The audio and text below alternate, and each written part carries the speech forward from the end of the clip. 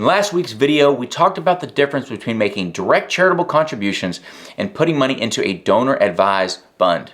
And to summarize, essentially the reason people might want to look at a donor-advised fund is it allows you to take the deduction for a year's worth of giving and pull it all into 1 year so you can actually get the benefit of that deduction, rather than if you were to spread this out over time. What many find is they're not able to write anything off because the standard deduction is so high.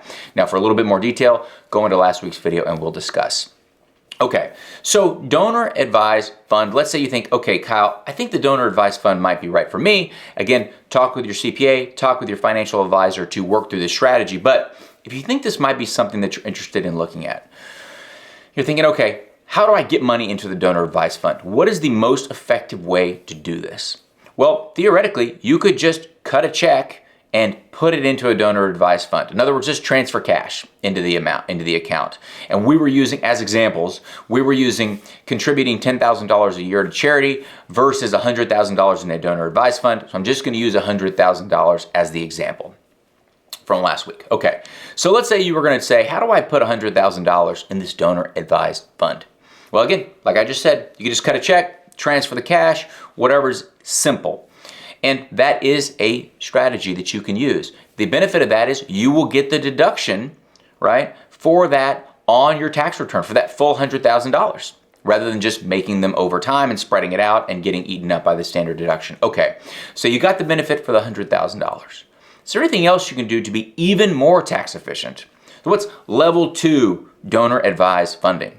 Well, you might have some assets or some investments that have done really well.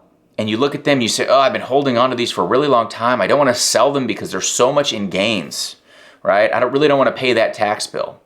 Well, let's say you have $100,000 in these assets that have gone up dramatically. You don't want to pay the taxes, the capital gains rate on those funds. You can transfer those appreciated assets directly into the donor advised funds. Use an extreme example. Let's say you bought the assets for $100 and now they're worth $100,000. Right, I said extreme example. You can transfer the $100,000 into the donor advised fund and get the full benefit of the $100,000 contribution without paying any capital gains tax.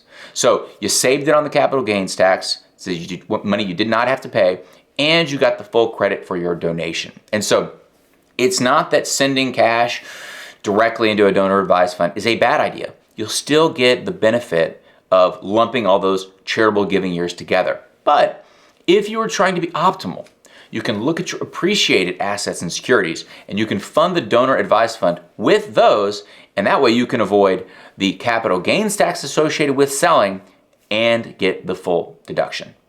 I hope you found this helpful, and as always, thanks for investing your time with the Personal CFO.